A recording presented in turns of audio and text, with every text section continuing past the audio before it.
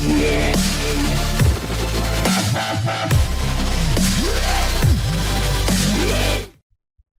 আজিৰ আমাৰ টপিকটো হ'ব computer generation. What is computer generation? Okay, বা কিমান টাইপৰ কম্পিউটাৰ জেনেৰেশ্যন আছে।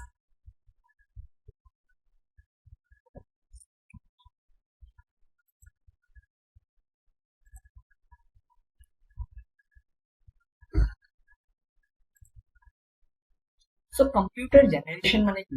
আমাৰ যেতিয়াৰ পৰা কম্পিউটাৰৰ স্টাৰ্টিং বা কম্পিউটাৰ যেতিয়াৰ পৰা ইউজ কৰা হৈছে তেতিয়াৰে পৰা কম্পিউটাৰ চেঞ্জ হৈ আহিছে, বা কম্পিউটাৰত কি কি ডিভাইচ ইউজ হৈছিল, বা সফটৱেৰ কেনেকুৱা ইউজ হৈছিল, বা তাৰ ফিচাৰ্ছ কেনেকুৱা আছিল, তাৰে ওপৰত ডিপেণ্ড কৰি আমাৰ কম্পিউটাৰক জেনেৰেশ্যনত ডিভাইড কৰা হয়। টোটেল আমাৰ কেইটা জেনেৰেশ্যন আছে? 5টা জেনেৰেশ্যন।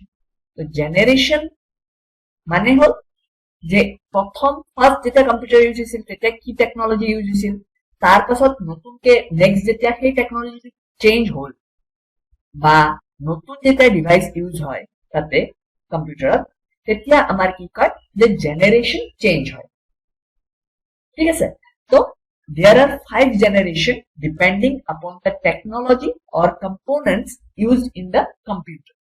কম্পিউটাৰত কোনটো ল্যাঙ্গুৱেজ ইউজ হৈ আছে বা কম্পিউটাৰত কোনটো হাৰ্ডৱেৰ কম্পোনেন্ট ইউজ হৈ আছে তাৰে ওপৰত ডিপেন্ড কৰি আমাৰ টোটাল 5টা জেনেৰেশ্যন আছে। তো there are 5 generation of computer. So first generation start কেতিয়া হৈছিল? 1946 ৰ পৰা 1959। তো 1946 ৰ পৰা স্টাৰ্ট হৈ 1959 লৈ যিমানবোৰ কম্পিউটাৰ তেতিয়া চলিছিল বা তেতিয়া বনোৱা হৈছিল সেই কম্পিউটাৰ খিনিক কি কোৱা হয়? First generation of computer. সেইটো কয় জেনেৰেশ্যন 1। আৰু সেই জেনেৰেশ্যন 1ত কি কম্পোনেন্ট ইউজ হৈছিল? Vacuum tube. ভ্যাকুয়াম টিউব এটা কম্পোনেন্ট হয় বা ভ্যাকুয়াম টিউব এটা ইলেক্ট্ৰনিক কম্পোনেন্ট হয় যেটো ইউজ হৈছিল ফাৰ্ষ্ট জেনেৰেশ্যন অফ কম্পিউটাৰ। আৰু এই ভ্যাকুয়াম টিউববোৰ বহুত ডাঙৰ ডাঙৰ আছিল, আৰু এটা এটা টিউব ফাৰ্ষ্টতে হট মানে গৰম হৈছিল, গৰম হোৱাৰ পাছত তোমাৰ কি ক্যালকুলেশন কৰিব পাৰিছিল। তো ক্যালকুলেশনৰ কাৰণে আমাৰ কি ইউজ হৈছিল? ভ্যাকুয়াম টিউব ইউজ হৈছিল ফাৰ্ষ্ট জেনেৰেশ্যন অফ কম্পিউটাৰ। এটা এইটো ইম্পৰ্টেন্ট যে কি বস্তু ইউজ হৈছিল ফাৰ্ষ্ট জেনেৰেশ্যনত? ভ্যাকুয়াম টিউব ইউজ হৈছিল। প্ৰপাৰ্টিজ কি কি আছিল ফাৰ্ষ্ট জেনেৰেশ্যন অফ কম্পিউটাৰৰ? কম্পিউটাৰ বিলাকৰ সাইজ বহুত ডাঙৰ আছিল, ডাঙৰ এটা ৰুম লাগিছিল এটা কম্পিউটাৰৰ কাৰণে। So sizes vary. Expensive and slow, বহুত এক্সপেন্সিভ আছিল কম্পিউটাৰ, যে এটা কম্পিউটাৰ বনাওঁতে বহুত পইচা খৰচ হৈছিল, কিন্তু কম্পেৰেটিভলি স্লো আছিল, কাৰণ ফাৰ্ষ্ট যেতিয়া বনাইছে বস্তুটো তো বহুত স্লো পাৰফৰ্ম কৰিছিল, আৰু সৰু সৰু ক্যালকুলেশনৰ কাৰণে ইউজ হৈছিল computer. Memory, as a memory কি ইউজ হৈছিল? Punch card. পাঞ্চ কাৰ্ড বুলি এটা মেমৰি আছিল, সেই মেমৰিটো পাঞ্চ কাৰ্ডটো এজ এ মেমৰি ইউজ হৈছিল। ঠিক আছে, consume lots of electricity. Vacuum tube যেহেতু ইউজ হৈছিল সি বহুত বেছি ইলেক্ট্ৰিচিটি লাগে আৰু বহুত বেছি হিট প্ৰডিউস কৰে, আৰু ক্যালকুলেশনো বহুত স্লো হয়। তো ইলেক্ট্ৰিচিটি বহুত লাগে, এক্সপেন্সিভ হয়, আৰু এসি লাগিছিল। উইদাউট এসি তোমাৰ কম্পিউটাৰ কাম কৰিবই নোৱাৰে, কাৰণ জ্বলি যায়, বহুত বেছি হিট হৈ যায়। আৰু ভ্যাকুয়াম টিউববোৰো এনেও তুমি এসিত ৰাখিলেও বহুত সোনকালে সোনকালে বেয়া হৈ যায়, সেইকাৰণে এইটো কি কয়? নট ৰিলায়েবল নহয়, অলপ সময়ৰ মূৰে মূৰে তাক চেঞ্জ কৰাব লগা হয় বা বেয়া হয়। তো 1946 ৰ পৰা 1959 লৈ যিবোৰ কম্পিউটাৰ বনোৱা হৈছিল সেইবোৰক কয় ফাৰ্ষ্ট জেনেৰেশ্যন অফ কম্পিউটাৰ। ইয়াৰে চোৱা এক্সাম্পল আহিব পাৰে ইনিয়াক এণ্ড ইউনিভেক, এনেকুৱা ধৰণৰ কম্পিউটাৰবোৰ। এইবোৰ হ'ল নাম বা এক্সাম্পল ফাৰ্ষ্ট জেনেৰেশ্যনৰ computer. Okay, first generation start হৈছিল 1946 ৰ পৰা 1959। এইটো দেখাইছো আমাৰ ট্ৰানজিস্টাৰ, এইবিলাক ট্ৰানজিস্টাৰ, সৰি এইটো ট্ৰানজিস্টাৰ নহয়, এইটো ভ্যাকুয়াম টিউব। এনেকুৱা ধৰণৰ ভ্যাকুয়াম টিউব ইউজ হয় তোমাৰ বা ইউজ হৈছিল তোমাৰ ফাৰ্ষ্ট জেনেৰেশ্যন অফ কম্পিউটাৰ। ঠিক আছে, ক্যালকুলেশনৰ কাৰণে এনেকুৱা ভ্যাকুয়াম টিউব ইউজ হৈছিল, আৰু এনেকুৱা বহুত বিলাক টিউব লগ লাগি কম্পিউটাৰ এটা বনোৱা হৈছিল। এইটো চোৱা, এনেকুৱা ধৰণৰ ডাঙৰ এটা মিলি কিনে এটা কম্পিউটাৰ হয়। ঠিক আছে, এইটো আছিল first generation of computer. Next আহে আমাৰ ছেকেণ্ড জেনেৰেশ্যন অফ কম্পিউটাৰ, য'ত ইউজ হৈছিল ট্ৰানজিষ্টাৰ। আগতে কি ইউজ হৈছিল ফাৰ্ষ্ট জেনেৰেশ্যনত? Vacuum tube. ছেকেণ্ড জেনেৰেশ্যনত কম্পিউটাৰত ইউজ হৈছিল ট্ৰানজিষ্টাৰ। আৰু এইটো কিমান চনৰ পৰা? 1959ৰ পৰা 1965লৈ যিবোৰ কম্পিউটাৰ বনোৱা হৈছিল সেইবোৰ কোৱা হয় ছেকেণ্ড জেনেৰেশ্যন অফ কম্পিউটাৰ। আৰু তাতে ইউজ হৈছিল ট্ৰানজিষ্টাৰ। ভেকুৱাম টিউবতকে বহুত সৰু আছিল ট্ৰানজিষ্টাৰটো। ভেকুৱাম টিউব যিটো বহুত ডাঙৰ আছিল, ট্ৰানজিষ্টাৰ ইজ ভেৰি স্মল। চ' কম্পিউটাৰটো কি হৈ গ'ল? সৰু হৈ গৈছিল। যিহেতু তাৰ কম্পনেন্টবোৰ সৰু হৈ গ'ল, ত' কম্পিউটাৰো স্মল চাইজ হৈ গৈছিল আৰু ফাষ্ট।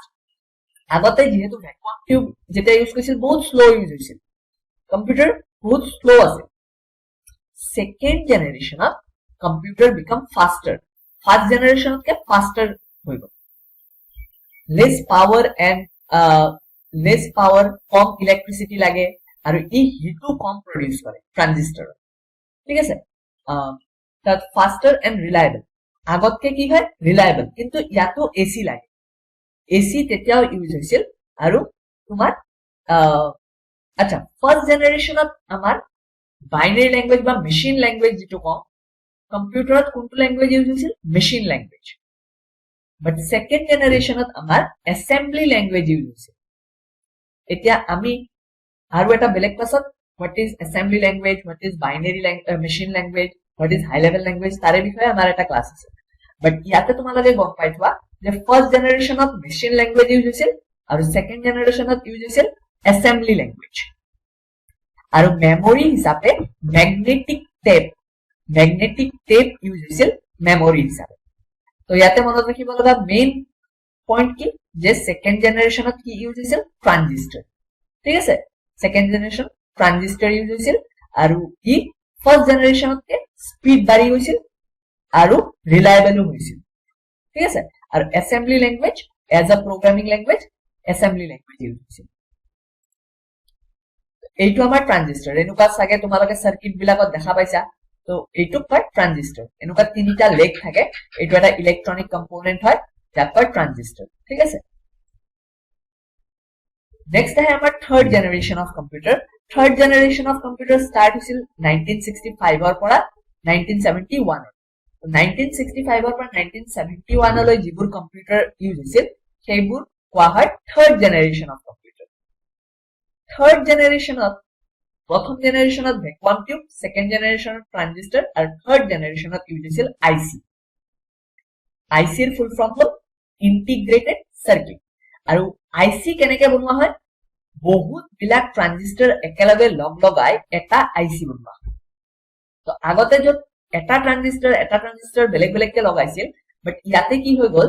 বহুত বিলাক ট্ৰানজিষ্টাৰ লগ লগাই আইচি বনালে আৰু আইচি ইউজ হয় কম্পিউটাৰ। থাৰ্ড জেনেৰেশ্যনৰ যিবিলাক কম্পিউটাৰ তাতে কি ইউজ হৈছিল? Aichi, integrated circuit. অকে, আৰু আইচি ইউজ কৰাৰ লগে লগে ই cheaper as compared to second generation. Second জেনেৰেশ্যনতকে দাম কমি গ'ল, ফাষ্ট হ'ল।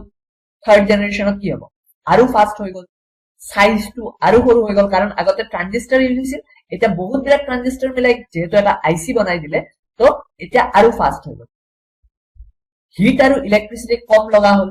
আৰু অপাৰেটিং চিষ্টেম, থাৰ্ড জেনেৰেশ্যনৰ পৰা অপাৰেটিং চিষ্টেম ইউজ হয়। ছেকেণ্ড জেনেৰেশ্যন বা ফাৰ্ষ্ট জেনেৰেশ্যনত মেচিন লেংগুৱেজ ইউজ হৈছিল আৰু ছেকেণ্ড জেনেৰেশ্যনত তোমাৰ বেচ প্ৰচেছিং চিষ্টেম বুলি কয়। ছেকেণ্ড জেনেৰেশ্যনত বেচ প্ৰচেছিং চিষ্টেম ইউজ হৈছিল, বাট থাৰ্ড জেনেৰেশ্যনত আমাৰ অপাৰেটিং চিষ্টেম ইউজ হয়। তেতিয়াও কিন্তু এচি লাগিছিল কম্পিউটাৰত। যিটো কম্পিউটাৰ ৰুমত ৰাখিবা সেইটোত এচি লাগে, কাৰণ বহুত বেছি হিট প্ৰডিউচ কৰে তেতিয়াও। এজ কম্পেয়াৰ্ড ছেকেণ্ড জেনেৰেশ্যনতকে কম কৰে, কিন্তু তথাপিও আমাক এচি লাগে। আৰু তেতিয়া হাই লেভেল লেংগুৱেজ ইউজ হৈছিল। কোবল, ফৰ্ট্ৰেন, বেচিক, এইবিলাক কয় হাই লেভেল লেংগুৱেজ। এই হাই লেভেল লেংগুৱেজবোৰ ইউজ হৈছিল থাৰ্ড জেনেৰেশ্যন কম্পিউটাৰত। থাৰ্ড জেনেৰেশ্যন কম্পিউটাৰত আমাৰ আইচি ইউজ হয়। আৰু গোটেই আগৰ যিবিলাক পইণ্ট সেইবিলাক পইণ্টে কৰিলে হ'ল, বাট তাতে faster than second generation, smaller than second generation, less heat produced than second generation, less electricity is needed than second generation, সেইকেইটা পইণ্ট সেম আছে। এইটো হ'ল আমাৰ আইচি। ইন্টিগ্ৰেটেড চাৰ্কিট এনেকুৱা ধৰণৰ চিপো দেখা পাইছা তোমালোকে চাগে আৰু ইয়াতকেও আজিকালি সৰু সৰু যেটো VLSI very small integrated circuit বুলি কয় আইসিৰো ডিফাৰেন্ট টাইপস আছে ঠিক আছে তো ডিফাৰেন্ট টাইপসৰ আইসিও ইউজ হয়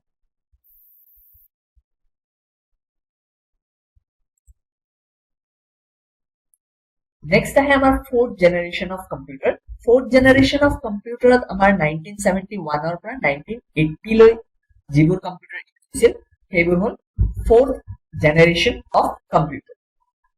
তো fourth generation of কি ইউজ হ'ল আইসি ৰ পৰা মাইক্ৰোপ্ৰসেসৰ আমি যেটো পঢ়ো মাইক্ৰোপ্ৰসেসৰ বা CPU সেন্ট্ৰাল প্ৰসেসিং ইউনিট তো সেই মাইক্ৰোপ্ৰসেসৰ কোনটো জেনাৰেশনত ইউজ হৈছিল fourth generation আৰু মাইক্ৰোপ্ৰসেসৰ কেনেকুৱাকে বনোৱা হয় বহুত বিলাক আইসি লগ লগাই এটা মাইক্ৰোপ্ৰসেসৰ বনোৱা হয় যাক কয় very large scale integrated circuit VLSI very large integrated scale integrated circuit বহুত বিলাক আইসি লগ লগাই এটা মাইক্ৰোপ্ৰসেসৰ বনোৱা হয় মাইক্ৰোপ্ৰসেসৰত বহুত আইসি লাগে তো যেতিয়া মাইক্ৰোপ্ৰসেসৰ ইন্ট্ৰোডিউস হ'ল ই আগতকে বেছি স্পীড কাম কৰে तो আগতকে সব ফাস্টাৰ এন্ড ৰিলায়েবল স্মলাৰ ইন সাইজও কম্পিউটাৰ সৰু হৈ আহিল হিট জেনাৰেশন ইজ নেগলিজিবল মানে হিট কম প্ৰডিউস কৰে তো এতিয়া এসি না লাগে আৰু ফোৰ্থ জেনাৰেশনৰ যিবোৰ কম্পিউটাৰ তাতে এসি না লাগে তাতে আমি সিপিইউৰ ওপৰত ফ্যান লগাও বা কুলিং সিস্টেম কিছুমান থাকে এসি লগালে ভাল বাট এসি নহলেও তোমাৰ কম্পিউটাৰ চলি যাব নেটওয়াৰ্কিং ইজ ইন্ট্ৰোডিউসড আমি যে নেটওয়াৰ্কিংৰ বিষয়ে পঢ়িছিলো তো নেটওয়াৰ্ক এটা কেতিয়া কেনেকে বনোৱা হয় নেটওয়াৰ্কিং স্টাৰ্ট হৈছিল ফোৰ্থ জেনাৰেশনৰ পৰা এনেকে ইন্টাৰনেট আমাৰ ইন্টাৰনেট ৰ স্টাৰ্টিং ফোৰ্থ জেনাৰেশনৰ পৰা তেনেকে হাই লেভেল ল্যাঙ্গুৱেজ C এইবোৰ কেতিয়াৰ পৰা স্টাৰ্ট হৈছিল ফোৰ্থ জেনাৰেশনৰ পৰা তো ইয়াতে মেইন পইণ্ট কি ফোৰ্থ জেনাৰেশনত কি ইউজ হয় মাইক্ৰোপ্ৰসেসৰ ইউজ হয় আৰু ফাস্টাৰ হয় নেটওয়াৰ্কিং फोर्थ जनरेशনৰ পৰা স্টাৰ্ট হৈছিল ইন্টাৰনেট फोर्थ जनरेशনৰ পৰা স্টাৰ্ট হৈছিল এসি না লাগে এতিয়া ঠিক আছে আৰু ল্যাঙ্গুৱেজ C আৰু নেটওয়াৰ্ক অপাৰেটিং সিস্টেম ইউজ হৈছিল অপাৰেটিং সিস্টেমটো নেটওয়াৰ্ক সাপোৰ্ট কৰা হেনেকুৱা ধৰণৰ অপাৰেটিং সিস্টেম ইউজ হৈছিল এইবোৰ হ'ল फोर्थ জেনাৰেশনৰ ফিচাৰ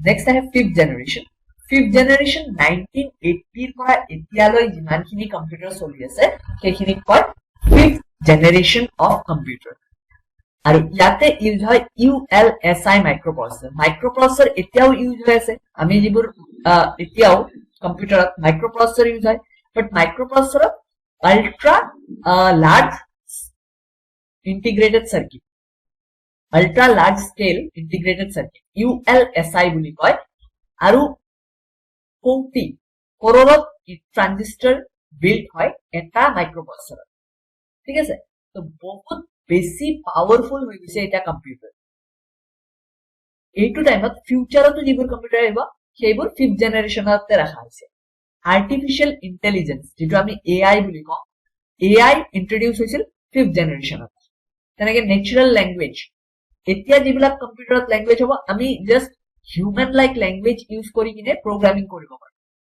ড্ৰেগ এন্ড ড্ৰপ কৰি কিনে প্ৰগ্ৰামিং কৰিব পাৰো ফাস্টাৰ হৈ গৈছে ৰিলায়েবল হৈ গৈছে robotics and parallel processing মানে বহুতবোৰ কম্পিউটাৰে একেলগে কাম কৰিব পাৰে robotics ইন্ট্ৰোডিউস হৈছে হাই লেভেল প্ৰগ্ৰামিং ল্যাঙ্গুৱেজ ইন্ট্ৰোডিউস হৈছে তো এতিয়া যেটো কম্পিউটাৰ চলি আছে আৰু ফিউচাৰত যিবোৰ কম্পিউটাৰ আহিব যেনে আৰ্টিফিশিয়াল ইন্টেলিজেন্স সাপোৰ্ট কৰে তো সেইবোৰ কম্পিউটাৰক কি কোৱা হয় ফিফথ জেনাৰেশন অফ কম্পিউটাৰ ঠিক আছে